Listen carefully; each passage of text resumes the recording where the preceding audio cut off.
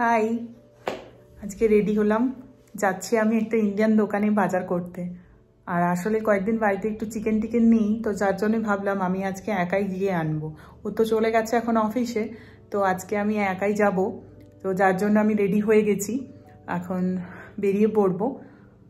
নামতে গিয়েই নিচের ফ্লোরে দেখতে পেলাম একটা জায়গায় খুব ভালো আলপনা দিয়েছে, মানে কারো বাড়ির সামনেটা, মানে এখানে ইন্ডিয়ানই থাকে দেখে বোঝা গেল। তো আলপনাটা খুব সুন্দর এঁকেছে। ওই যে আমার গাড়িটা দেখতে পাচ্ছেন, ওই গাড়িটাই বুক করেছিলাম। তো এখন চলে যাচ্ছি ওই দোকানটা, আর এই দোকানটা আমাদের বাড়ির থেকে বেশ অনেকটা দূরে। আর দেখুন, যেতে যেতে ভাবলাম আপনাদেরও রাস্তাঘাটের ভিডিওটা দেখাই। তো আমাদের মানে অ্যাপার্টমেন্টের ভেতরে তো প্রায় গাছটা, মানে গাছে প্রায়ই পাতা সমস্ত ঝরে গেছে, কিন্তু এদিকে দেখছি অনেক গাছে এখনো মানে রঙিন হয়ে আছে, ঝরেছে পাতা অনেক গাছের। আর অনেকদিন ধরেই কি বলুন তো, এই দোকানটা, যে দোকানটায় যাচ্ছি, এই দোকানটা বিশেষ করে ওই মাটন আর চিকেনটা খুব ভালো পাওয়া যায়। মানে সবকিছু মানে কাট রাখে ওরা। বিরিয়ানি কাট, আপনার কারি কাট, সব রকম বেশ সুন্দর করে কেটে গুছিয়ে প্যাকেট করে রাখে। তো যার জন্য এই দোকানটা থেকে আনা খুব সুবিধে। আর এই দোকানটায়ও অনেক ধরনের সবজিপাতি পাওয়া যায়। সবজিপাতিগুলো অনেকখানি মানে অন্যান্য ইন্ডিয়ান যে কাছাকাছি যে দোকানগুলো রয়েছে তাদের থেকে অনেক দামটা কম নেয়। যদিও দোকানটা অনেকটাই দূরে, তো যার জন্যই আর ওই যাওয়া হয়ে ওঠে না, কাছের দোকানগুলো থেকেই নিই। তো মাঝের মধ্যে এই চিকেন আর আপনার মাটনের জন্য তখন ওই দূরের দোকানটা একটু যেতে হয়।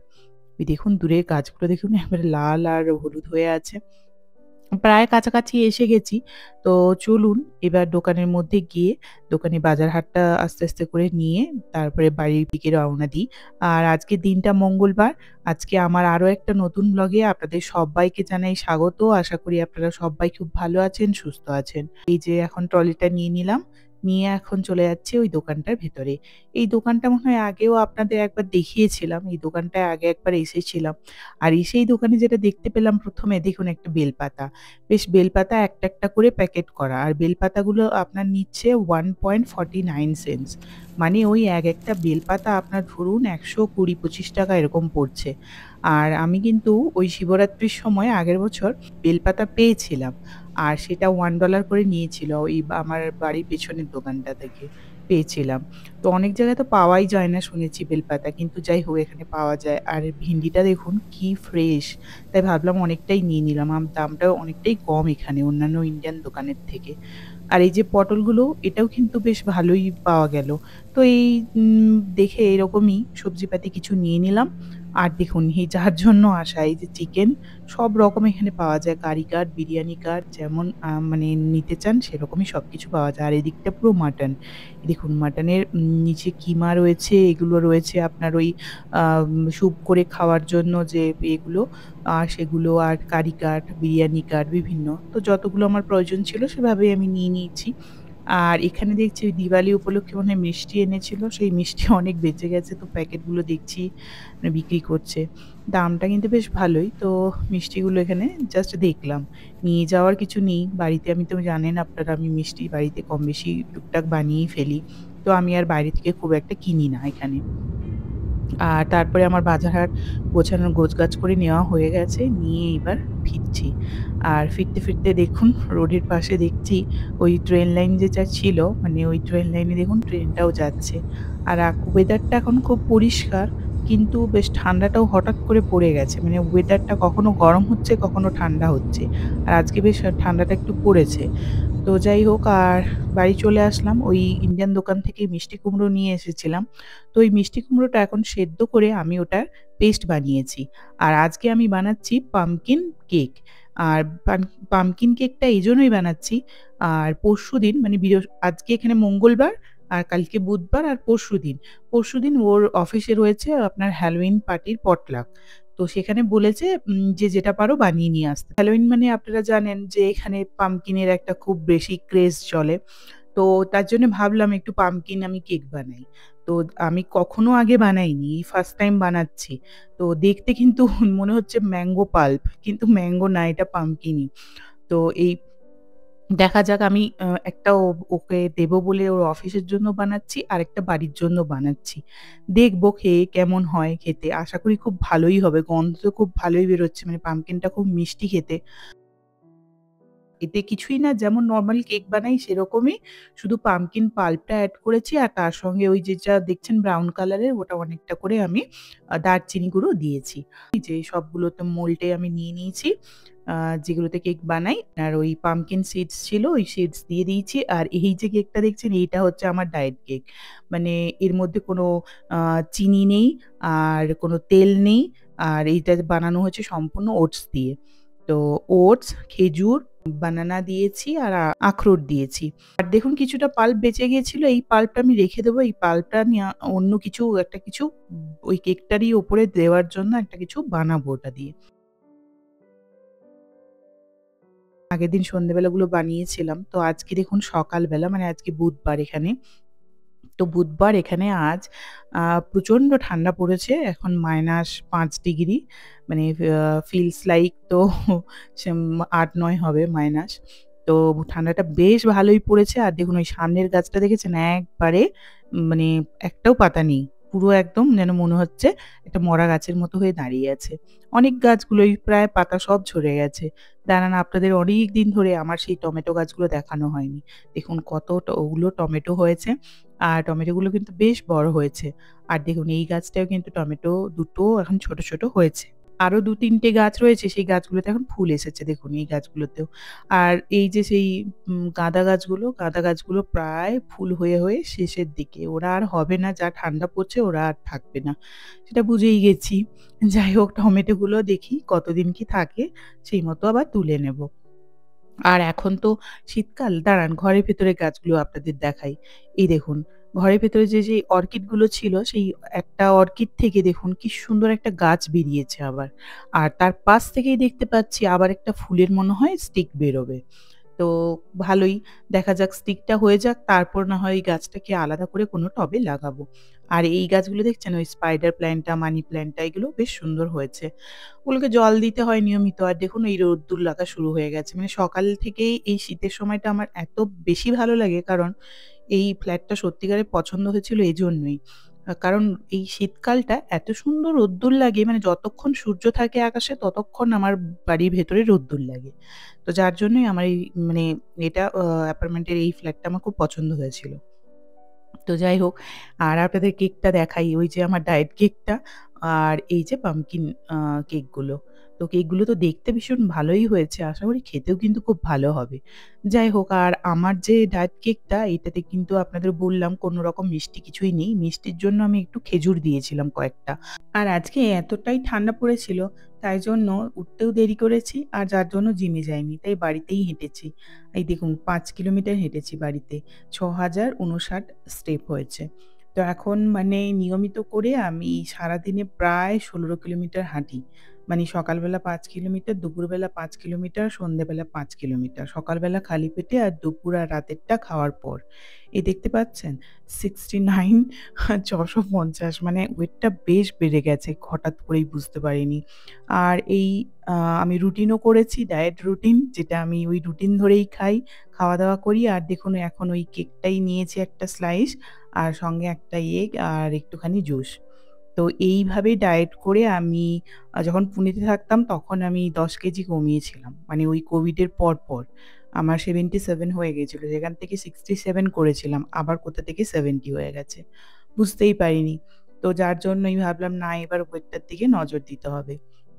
তো যার জন্যই আমি এখন ওই বিভিন্ন রকমের ডায়েট করে নিজেই, মানে ডায়েট চার্ট বানিয়ে নিজেই ফলো করে তারপরে আমি সেভাবেই মানে আবার যেমন করে কমিয়েছিলাম ঠিক সেইভাবেই কমানোর চেষ্টা করছি।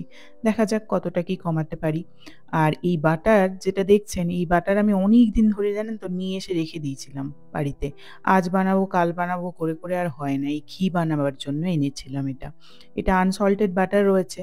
ভাবলাম আজকে ঘিটা আমি বানিয়েই ফেলি বাড়িতে। আর বাইরে থেকে ঘি কিনবো না। কারণ বাইরের ঘিটা সত্যিই অনেক দাম নেয়।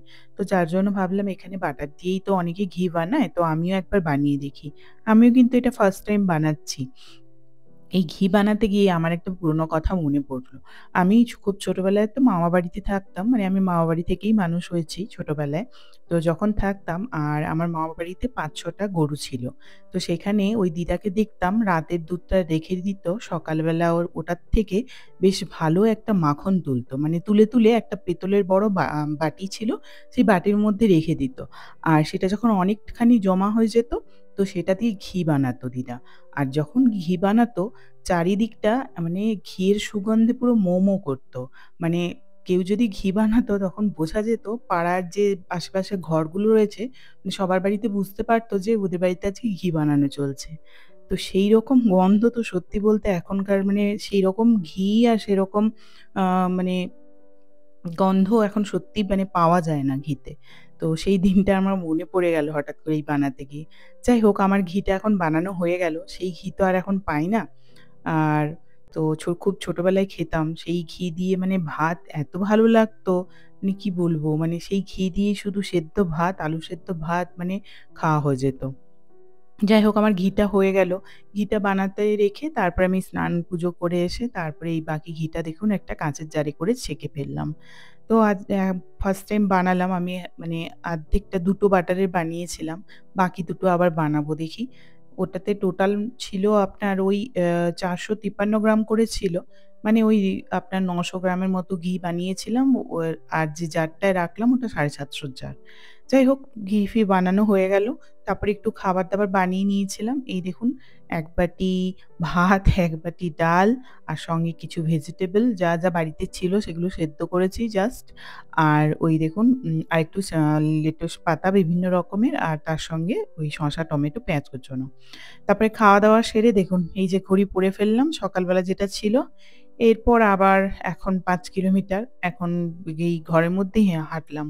এখন বাজে দেখুন ৩:০৮ আর এই দেখুন টোটাল হলো তাহলে ১২,৬০৩ স্টেপ। ১০.৫ কিলোমিটার আর ক্যালোরি দেখুন ৪৩৮।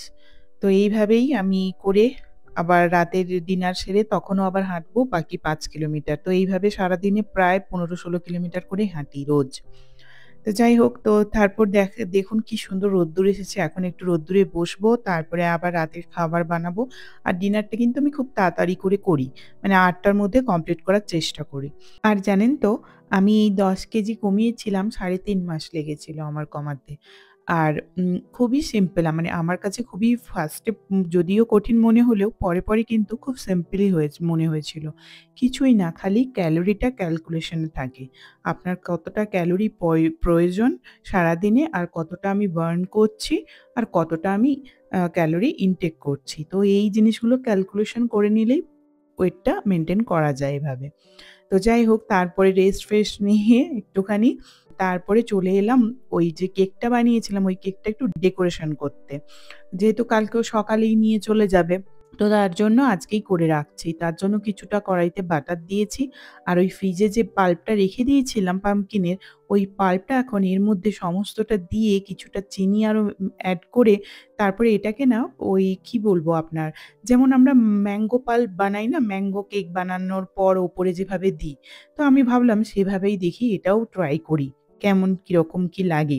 তো তার জন্য আমি কিছুটা বেশ ৩-৪ চামচ মতো চিনি দিয়েছি। দিয়ে ভালো করে এটাকে একটুখানি কড়াইতে আমি নেড়ে নিলাম। নেড়ে তারপরে আমি গ্যাসটা বন্ধ করে এটা ঠান্ডা করে দেখি ওর ওপর দেব।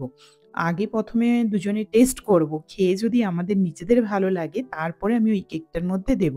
যেহেতু আরেকটা কেক বানিয়ে রেখেছিলাম তো সেই কেকটার উপরেই মানে সেই কেকটাই কেটে যেটা বাড়ির জন্য বানিয়েছিলাম সেই কেকটাই কেটে তাতে একটুখানি দিয়ে আগে টেস্ট করে দেখব। যদি ভালো লাগে তাহলে দেব। আর দাঁড়ান পাশে ঘিটা রাখা ছিল আপনাদের একবার দেখিয়ে দিই দেখুন।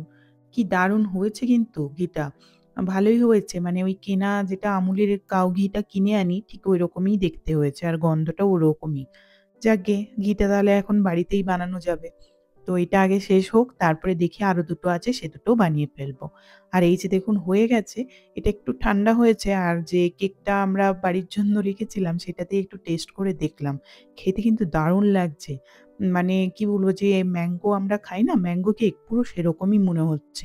হ্যাঁ, একটু পাম্পকিনের গন্ধ আছে। যাই হোক, তারপরে ভাবলাম একটুখানি ডেকোরেশন করি এটাকে।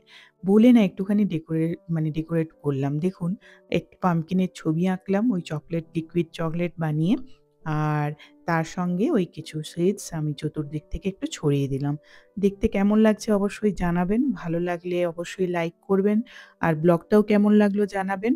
চলে আসবো আবার একটা নতুন কোনো ব্লগ নিয়ে। চাই আজকে রাতের ডিনারে আছে আমার চিকেন স্যালাড। তো ওটা এখন বানাবো। আর আসি তাহলে। ভালো লাগলে তাহলে অবশ্যই জানাবেন। আজকের মতো টাটা।